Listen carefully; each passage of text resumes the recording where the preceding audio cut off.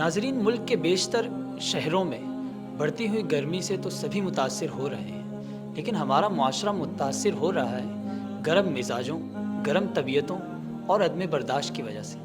ابھی کل ہی کی بات ہے کہ میں سپر ہائی وے سے آ رہا تھا۔ حسب ضرورت میں نے پیٹرول ڈلوانے کے لیے پمپ پر گاڑی روکی۔ غالباً دن کے 12 بج رہے تھے۔ گرم ہوائیں جلد کو جھلسا رہی تھیں اور زمین گویا لاوا اگل رہی تھی۔ اس سے بھی بڑھ کر غضب یہ تھا کہ پمپ پر گاڑیوں کی ایک لمبی قطار تھی۔ اچانک ایک شور سنائی دیا۔ میری نظروں نے جب آواز کا پیچھا کیا تو دکھائی دیا کہ وہاں دو افراد آپس میں لڑ رہے ہیں۔ مدعا تو دونوں کا یہی تھا کہ پہلے پیٹرول میں ڈلواؤں گا، اور دوسرا کہہ رہا تھا کہ پہلے پیٹرول میں ڈلواؤں گا۔ لیکن ان میں سے ایک شخص بار بار ایک ہی جملہ دہرا رہا تھا کہ ایک تو گرمی ہے، اوپر سے تم نے دماغ خراب کر کے رکھا ہے۔ گویا وہ یہ بتانا چاہ رہا ہو کہ اس شہر میں بڑھتی ہوئی گرمی اس شخص کی وجہ سے ہے جس سے وہ لڑ رہا تھا، جبکہ ایسا نہیں ہے۔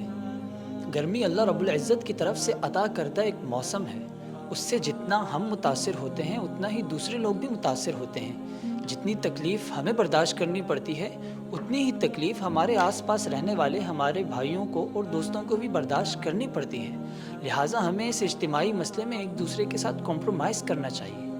ہمیں لگتا ہے کہ شاید چیخ کر، چلا کر، غصہ کر کے ہم شاید ٹھنڈے ہو جائیں، مزاج میں نرمی پیدا ہو جائے، جبکہ ایسا نہیں ہے۔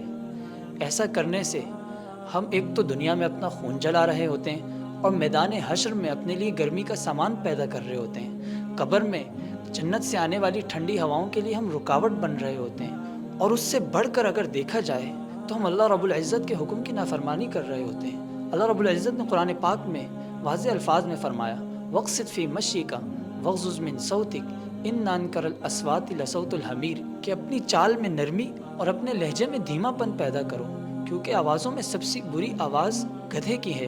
دوستوں، گدھے کی آواز اس لیے بری ہے کیونکہ وہ چیختا ہے اور چلاتا ہے۔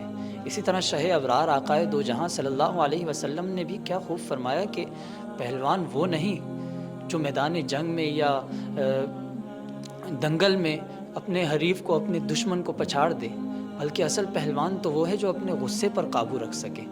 ہم سمجھ رہے ہوتے ہیں کہ اللہ رب العزت اور رسول اللہ صلی اللہ علیہ وسلم کے ان دونوں احکام کو نظر انداز کر کے ہم سکون پا سکتے ہیں، جبکہ ایسا نہیں ہے۔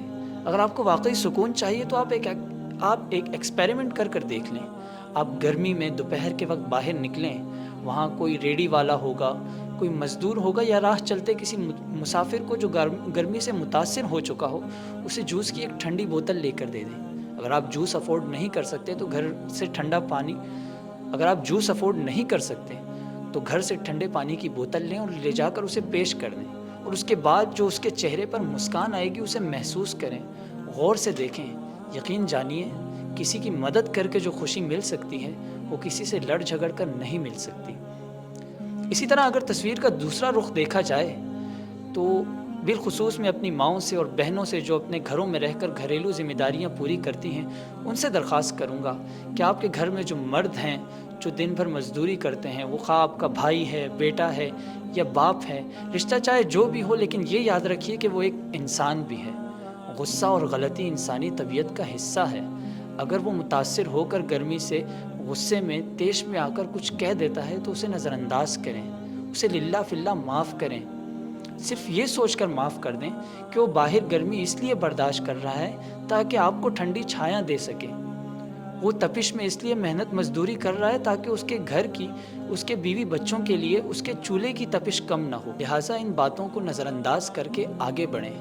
نفرتوں کو جنم دینے سے بہتر ہے محبتیں سلامت رکھیں۔